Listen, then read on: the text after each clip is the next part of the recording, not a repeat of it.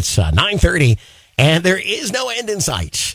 For over 10 years now, at this point on Wednesdays, we've presented Ask the Lawyer with Bruce L. Scheiner, largely answering questions provided by you. I'll tell you how to get us a question if you've got any kind of law curiosities or whatever in just a moment. But first, would you please help me welcome Bruce L. Scheiner, attorney for the injured.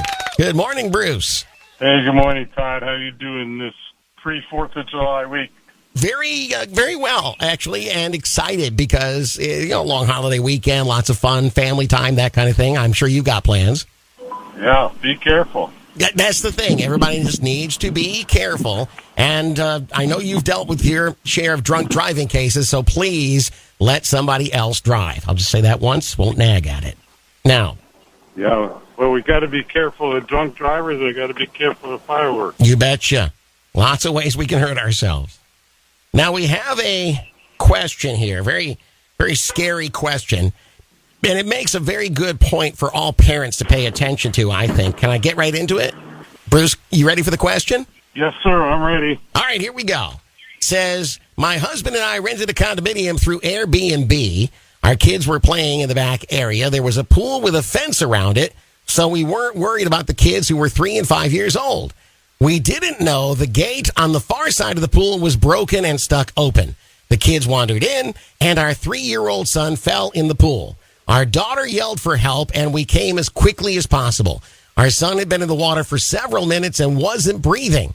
I was about to perform CPR, and he finally gained consciousness. However, the doctors are saying he was unconscious for so long that he has brain damage and will require a lot of therapy for possibly years. The condominium is saying we are not owners, and they are not responsible for our son's injuries. The Homeowners Association said they had notified the management company about the gate, and they were responsible for making the repairs. So, as typical in a situation like this, Bruce, a lot of finger pointing going on, but we have a little boy who's been very badly hurt here. So what did we do? Well, first of all, everybody should be aware that drowning is the number 2 cause of death for young infants or young children. Mm-hmm. So everybody has to be very, very careful when their children around water. Right. Now, in this particular case, anyone that owns a pool has a duty to make sure that pool is fenced in. Okay.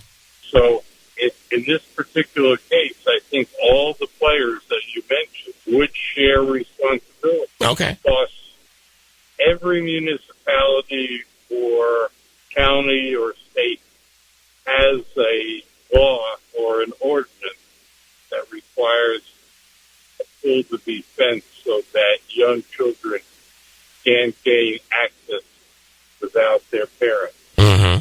So, the condominium association, the HOA, the Airbnb, they're all responsible. The thing that concerns me is it sounds like he's got lots of years of therapy ahead. That's going to rack up a lot of bills. So there needs to be a really substantial judgment, in my humble opinion. Well, the good news is that when you rent from an Airbnb, they provide $1 million of liability. Oh, okay. So there'll be sufficient coverage in order to satisfy the damages. I see. Well, that's good. That seems, as I always say on Wednesdays, like a light at the end of the tunnel, even though the little boy obviously is in a bad way here. If there's something we can do to improve his quality of life, then let's do it. And I think it begins with contacting a professional. Like you said, different municipalities have different rules and laws, and so there's a lot to really dig into here. Yeah. As in every serious injury, it's very important to contact an experienced personal injury lawyer as soon as possible. Because the first thing you would want to do is get your investigator out and take photos of that fence with a hole in it or the lock's not working or whatever. Right. Allows young children to have access to the pool. Right, because even though they haven't fixed it so far, it's amazing how fast it can be fixed now that there's been a problem. So let's get somebody on that. All right, Bruce. Exactly. Excellent advice. As always, we appreciate, and I know the parents will appreciate your advice here. And please take my advice. Have a good holiday weekend. Take some downtime. You work so hard still. And after all these years in the law, you deserve a little downtime.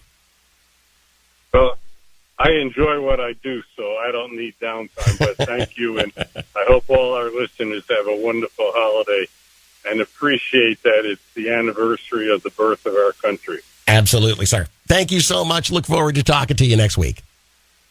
Okay, thank you, Todd. Take care. Bye-bye.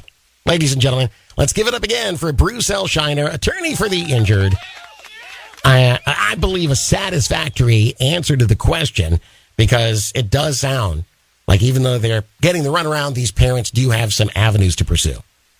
Now, if you've got a question you'd like to submit, all you have to do is go to our website and put Bruce in the keyword search box. If you have a very serious situation, much like we just heard, then please bypass what I just said and call the Port Charlotte office of Associates and Bruce L. Scheiner.